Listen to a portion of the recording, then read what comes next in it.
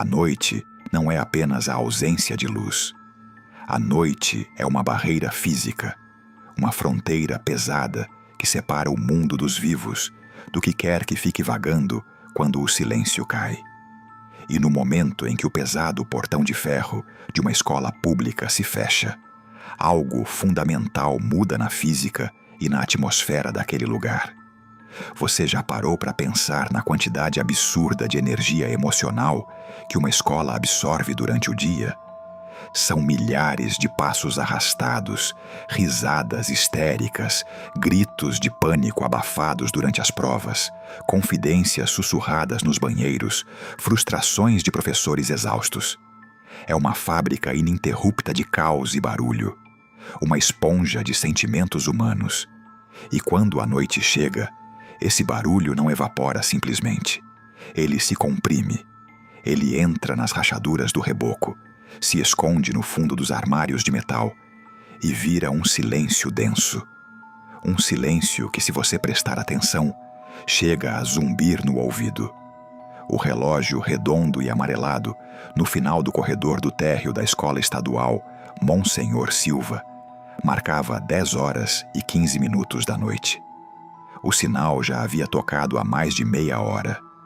Os últimos alunos do Educação de Jovens e Adultos, o supletivo noturno, já haviam se dispersado rapidamente, engolidos pela escuridão da rua de terra lá fora. O barulho do motor de uma ou duas motos cortou o ar frio, sumindo na distância. E depois disso, sobrou apenas o eco do vazio.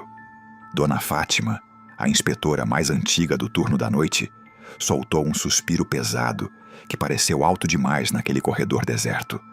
Seus pés latejavam dentro do sapato ortopédico. O cheiro crônico de pó de giz, misturado com o desinfetante vagabundo de eucalipto que as faxineiras usavam, parecia grudar na pele dela como uma segunda camada de suor. Aquele era, de longe, o momento mais tenso e solitário das suas 24 horas. O momento de fazer a ronda final.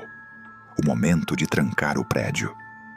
Ela carregava um molho de chaves pesado, um aro de metal que mais parecia pertencer a um carcereiro de prisão antiga. Cada passo que ela dava, no piso de granilite encerado, ecoava de forma distorcida. Fátima começou a sua rotina pelo segundo andar. O barulho de cada chave entrando nas fechaduras das salas de aula soava como pequenos tiros em um ambiente que agora parecia ter triplicado de tamanho. O segundo andar abrigava o antigo auditório, um espaço cavernoso com janelas basculantes altas que deixavam entrar apenas feixes mortos da luz dos postes da rua. Fátima trancou a porta dupla de madeira do auditório sem olhar lá para dentro. Ela nunca olhava para o fundo daquelas fileiras. Zelão, o vigia noturno que trabalhou ali por 30 anos, antes de sofrer um infarto fulminante na sala dos professores, costumava dizer coisas horríveis sobre o auditório.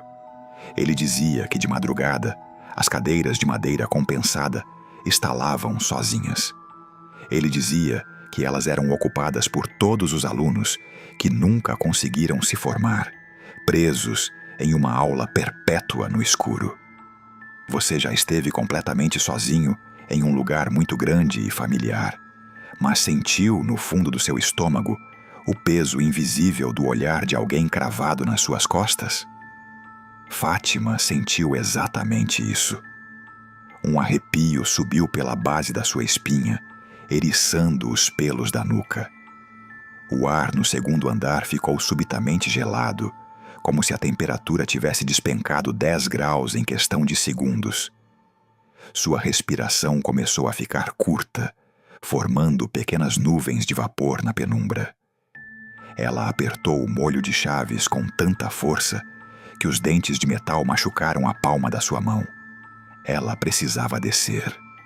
O corredor do térreo, no entanto, era infinitamente pior. A luz de um único poste na entrada principal criava poças de claridade amarelada, intercaladas por rios de uma escuridão impenetrável. As portas das salas de aula, idênticas, pintadas de um azul descascado, pareciam sentinelas silenciosas vigiando a sua caminhada apressada. Foi exatamente quando Fátima passou pela lixeira do bloco C que o seu corpo inteiro travou. O coração saltou para a garganta, sufocando qualquer tentativa de grito.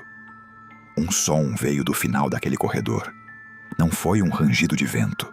Foi um som pesado, áspero, de madeira maciça raspando contra o chão de cimento. Uma das carteiras escolares havia sido arrastada.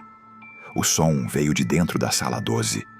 Fátima sentiu o sangue gelar. Suas pernas viraram chumbo e um suor frio começou a escorrer pelas têmporas. A sala 12 estava interditada e trancada com um cadeado grosso desde um princípio de incêndio na fiação do ventilador de teto no ano passado. Ninguém, absolutamente ninguém, tinha a chave daquele cadeado além do diretor, que já estava em casa há horas. Com a mão tremendo violentamente, fazendo as chaves tilintarem e denunciarem a sua presença, Fátima forçou os olhos na direção da sala. A escuridão era densa, mas a luz fraca que vinha do pátio revelou o impossível. A porta de madeira da sala 12 não estava mais trancada. Ela estava entreaberta. Uma fresta de escuridão absoluta, um vácuo negro que parecia sugar a pouca luz do corredor. Fátima não conseguia respirar. Ela lembrava perfeitamente do que o falecido Zelão costumava sussurrar para ela nas noites de chuva. Se você ouvir alguma coisa lá dentro, Fátima, nunca vá checar. Se você está ouvindo, é porque eles querem que você ouça. E se você olhar de volta, eles te levam junto. O pânico puro e instintivo dominou a mente da mulher de 50 anos. Ela não foi checar. Ela virou as costas e começou a andar rápido, quase correndo em direção à saída, com o peito subindo e descendo em uma hiperventilação descontrolada. O cheiro de eucalipto sumiu, substituído por um odor forte de fumaça velha e ozônio. A cada passo que dava em direção à saída, ela sentia que a fresta da sala 12 se abria um pouco mais. Ela sentia que algo havia saído de lá e estava caminhando logo atrás dela. Ela podia jurar que ouvia o som de passos descalços chapinhando no piso encerado, no mesmo ritmo dos seus próprios passos. Fátima alcançou o portão principal de ferro com lágrimas de pavor nos olhos. Suas mãos suavam tanto que ela deixou o molho de chaves cair no chão com um estrondo ensurdecedor. Ela choramingou, abaixou-se tateando no escuro, pegou as chaves e, com a mão trêmula, enfiou a trava no cadeado dourado. O barulho do ferro batendo no ferro foi a sua salvação. Ela travou o cadeado. E no exato milésimo de segundo em que o clique do cadeado ecoou, o ar lá dentro da escola pareceu, finalmente, parar de respirar. O som dos passos descalços parou a poucos metros dela, do outro lado das grades. Fátima nunca olhou para trás. Ela caminhou para casa rezando baixo, sabendo que na noite seguinte o portão teria que ser destrancado de novo. A escola nunca está vazia. Ela apenas aguarda no escuro. Inscreva-se no canal para mais relatos que desafiam a nossa realidade e perturbam o seu sono.